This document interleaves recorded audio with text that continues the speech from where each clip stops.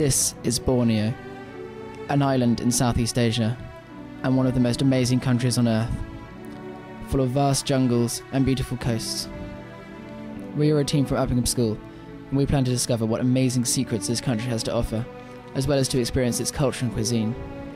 We will dive to the deepest depths and climb the highest mountains to work to preserve this oasis of beauty.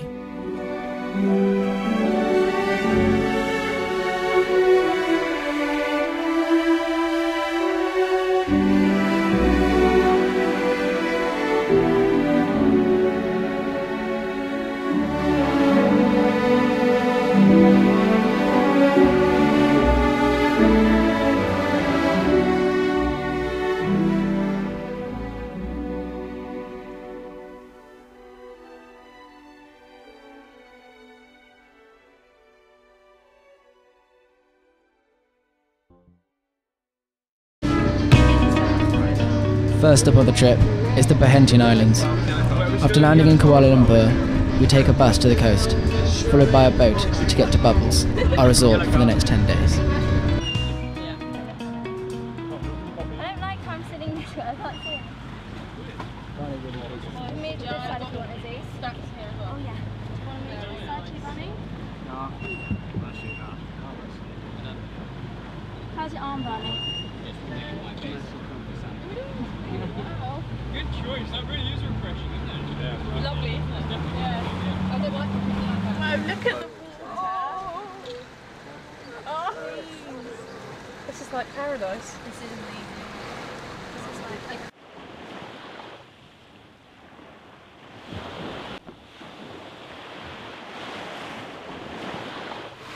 Okay, go. Alright, let's go. So chain, one chain, and then you simply pass it along, you don't move them. Up. Nice and quick. And put them round to the left in a separate pile, yes. Nice and quick, guys. Quick. After a few wise words from Tom, our team leader, we get to work and set up our tents, where we'll be sleeping.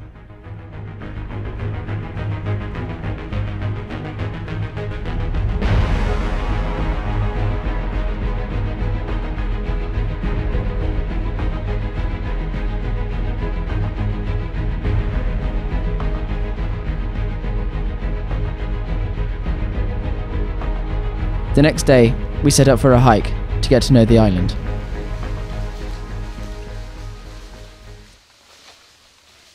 The island we are staying on is the largest in the Bentan Islands, and Barney finds the vegetation fascinating.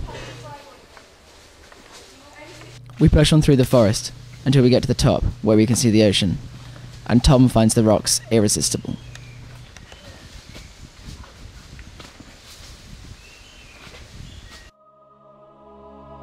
The scenery here is breathtaking. Only small amounts of light penetrate the canopy to show off the plants below. After an hour of walking, we finally reach the top, Sunrise Point. The islands are home to a huge variety of bugs. This, the giant millipede, crossed paths with us as we came back down. It can grow to about 20 centimetres and is a lot larger than what we might find in our back garden.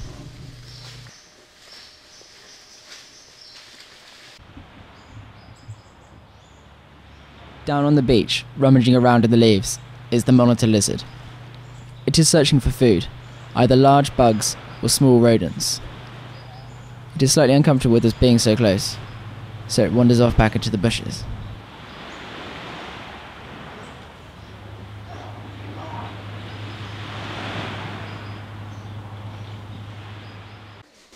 However, in the forest, instead of eating the bugs are eating the lizard.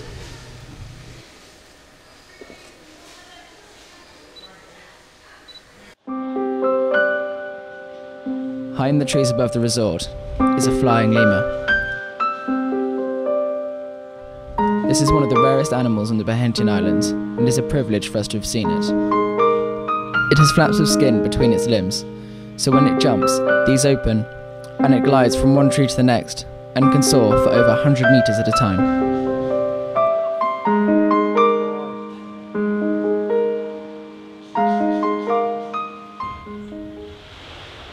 Borneo is also home to the strangest of bugs. This bug's spines and patterns suggest it is poisonous, so it wouldn't be the best meal for any bird. Now the team starts with the turtle conservation project, and we need to transfer some turtle eggs to a new bucket. You can rotate them, you can just pick them out. It has got a dent, but that's not too much of a problem because as they grow they'll push that part out. So you place them in, but again you've got to imagine how that chamber would be naturally, so it's going to be sort of built like that. So you'll be putting sand around the outside, you can just tent it up a little bit. First, the eggs need to be taken out of the temporary containers and gently, and without turning the eggs, the team moves them into the new, permanent containers. Turtles became endangered a few years ago, but the population is now on the rise thanks to the work we are doing here. Poachers and local fishermen tried to steal the eggs, so we've moved them from the beach to be safe and ensure their survival. Here? The sand needs to be removed by hand from the containers until all the eggs are revealed. Then, one by one, they are transferred. Why don't you guys do 10 each and then me and Laz will swap with you? Yeah. 23, 4, 5. 7, 8.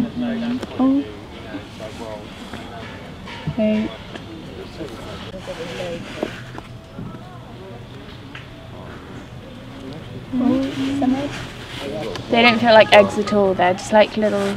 Do they feel They feel like squidgy ping pong balls. Oh god. You know. It's very papery. Yeah. You've got safe hands, haven't you, Barney? Oh no. Quickly put it down. Quite heavy. Slowly and gently. Okay. Quickly, slowly not. Because you don't want it to be all the way around the bottom, they want to be nice and close to each other.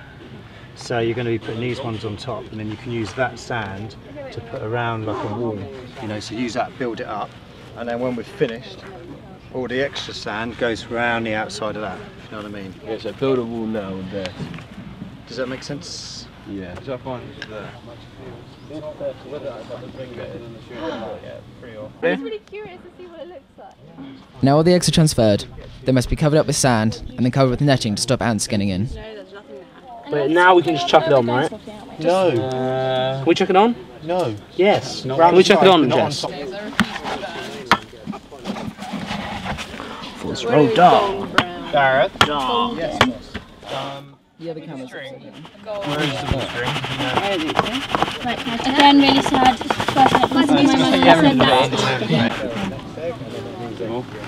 No, that'll be fine. Just a little bit, 'cause it's got to be above the ridge and it's not. Okay. Just marginally above the ridge. These turtles hatched last night, and this evening it's time for them to be released into the ocean. Go for it. We've laid bamboo poles on the beach so they can't go anywhere else except to the sea. And so, picking them up by the side of their shells, we place them on the beach and send them on their way. Whoa. No, don't hold it at the bottom, hold it at the edges of the shell. Yep. Yeah. Yeah, go on, set it back in the middle. Got gas to burn. Yeah. Follow my light. They are slightly confused by the light, but with a bit of help, they find their way, and slowly and clumsily, they get to the ocean. Good work here.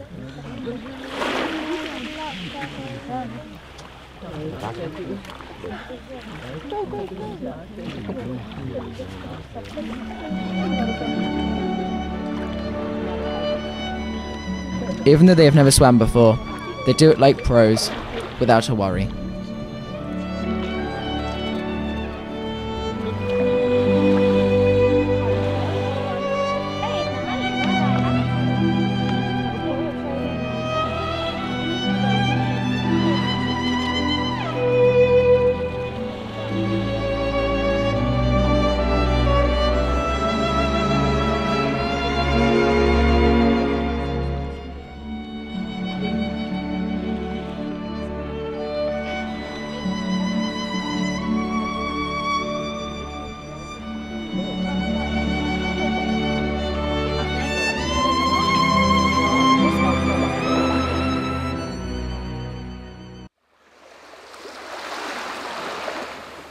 As night falls the next day, we patrol the beach to try and see the turtles as they come up to lay their eggs.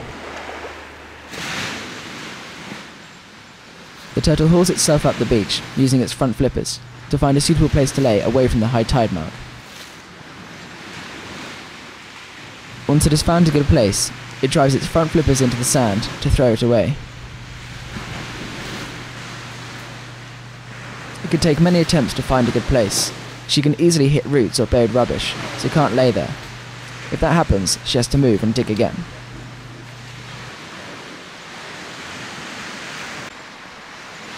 After making the main pit large enough, she then uses her small back flippers to make a chamber. This is all done by feel, and she carefully carves out a new hole for the eggs to be laid in. Once the chamber is ready, she starts to lay. One by one, the eggs fall out. The green turtle shown here has been known to lay over 150 eggs at a time, but this time she has laid just over 100. The turtle goes into an almost comatose type state, where stimulus barely affects it. She's also exhausted. Pulling her massive body up the beach and digging for over 2 hours requires a lot of energy. Here she is burying the chamber, again using her hind flippers. She then finishes the burial using her front flippers, and 3 hours after leaving the water, she heads back.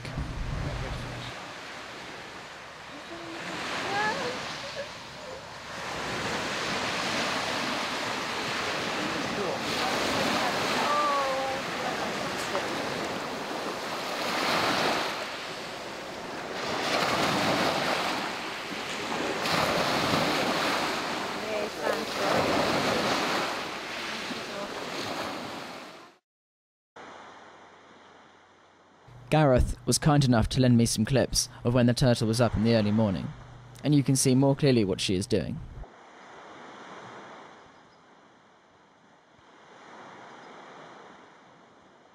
This is her burying the chamber. She has finished laying, and now she is heading back into the ocean.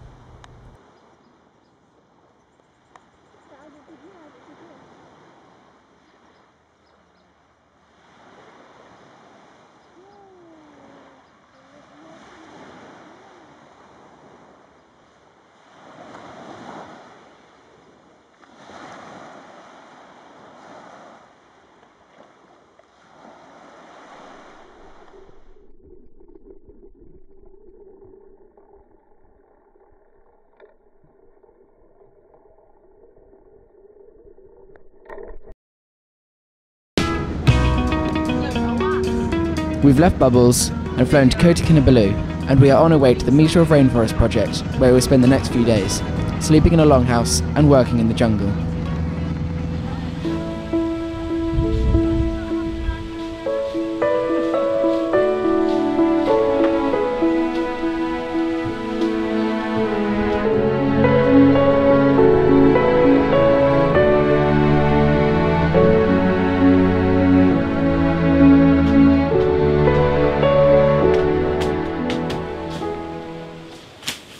The afternoon after we arrive, we start to work, hagging back the undergrowth to make room for a new nursery. We're just clearing out one of the areas that's become slightly overgrown. It was obviously previously used for some form of crop because it seems to be irrigated. It's all become a bit difficult to chop down, but half an hour in, making some quite good progress.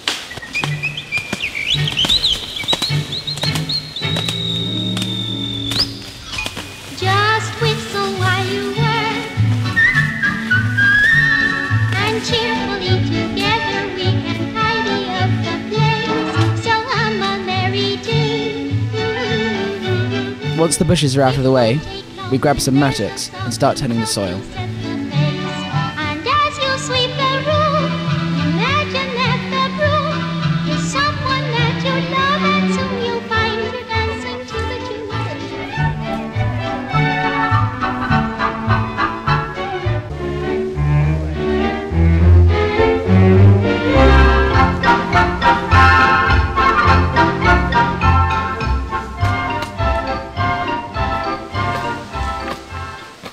While the rest of the team is still hoeing, the boys start putting in fence posts. Oh yeah.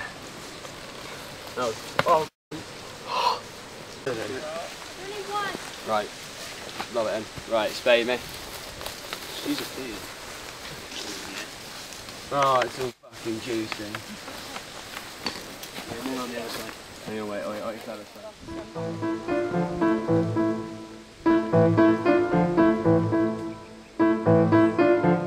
Now irrigation channels need to be built and roots taken out to ensure the soil is suitable for a nursery.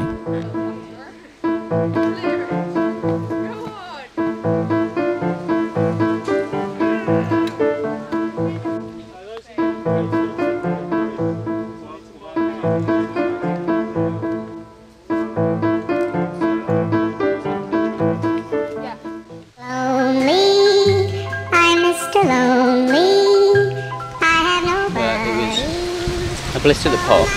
A blister formed underneath it straight away. That popped and then formed a blood blister. And now we've got... The work here is hard, but now at least we get to go for a walk in the forest to search for some saplings. Yeah.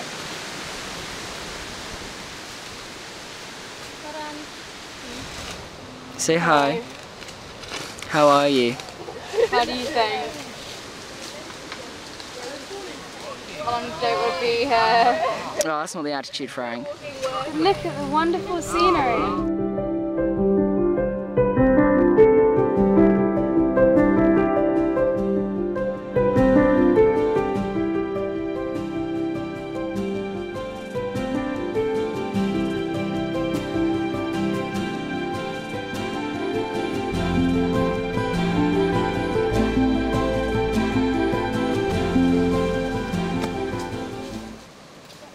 Having found a suitable specimen, we dig it out to take back to the new nursery.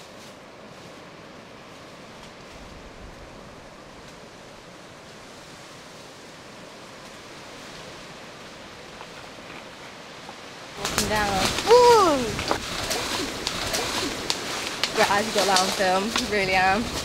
Once back, we begin planting and watering, and soon our work here will be done. Stop videoing me! Little darling, this is gonna have to be for Hamish to narrate over. And he's gonna have to spend more and more time looking on Google for little facts. Oh, ant nest. Oh my god!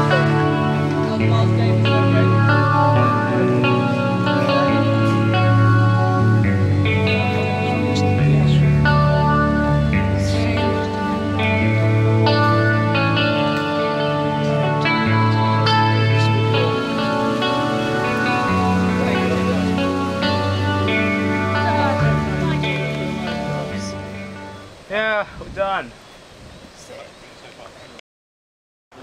On the way back from Morph, we stop up at the Shangri-La Rotorua Resort's Orangutan Reserve to view them at feeding time.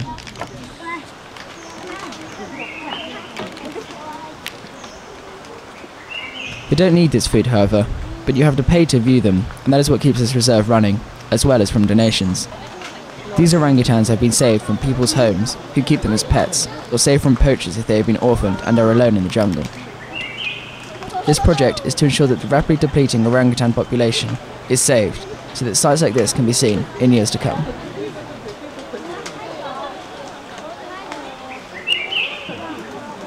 These are highly intelligent animals. Here, this orangutan realizes that the higher it goes up on the tree, the more likely it is of reaching the other branch.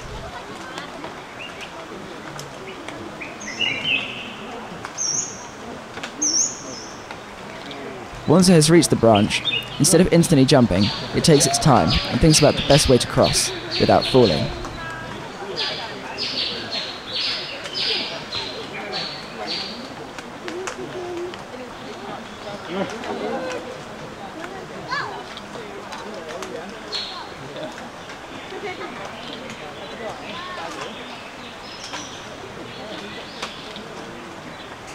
In many ways, orangutans are much like humans, and emphasizes why it is important for us to try and save them from extinction.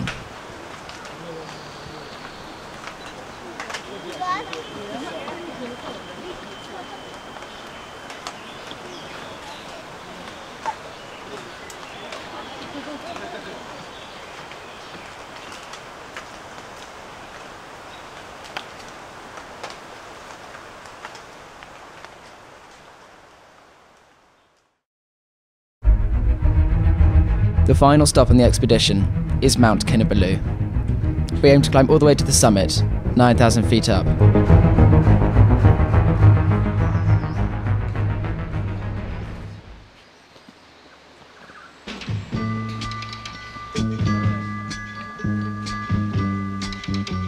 Listen, baby, ain't no mountain high, ain't no valley low, ain't no river wide. The first day of the climb, we head to Labanrata, the base camp, 6,000 feet up, and we will go there one step at a time.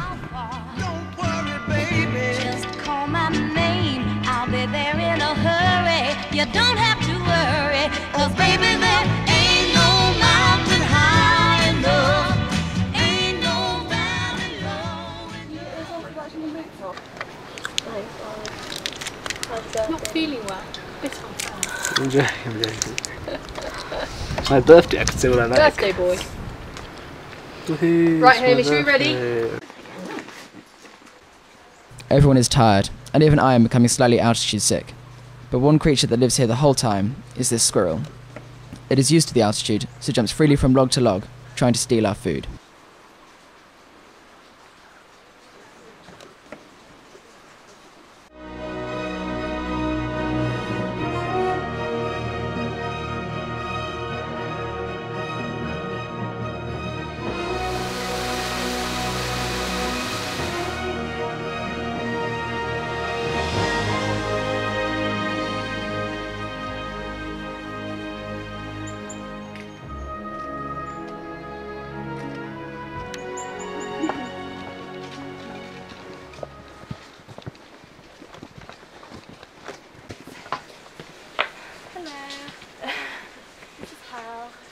No, it's fun.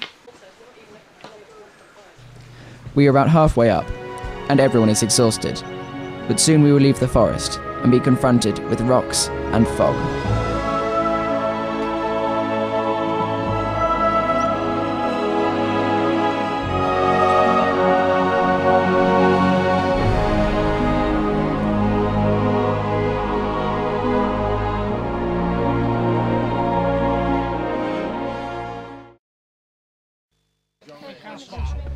The next day, we wake at 2 AM to finish the climb in the dark and cold to reach Laos Peak for sunrise. However, there is such thick fog that we can't see further than 100 meters. But nonetheless, everyone is ecstatic at having reached the top.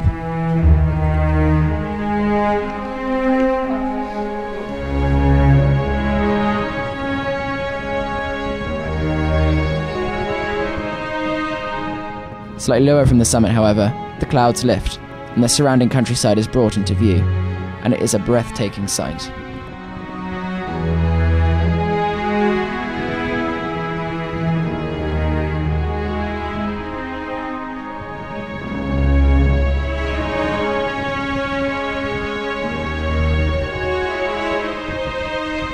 Absolutely.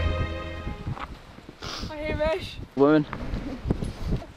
Sexy? Don't you mean manhole?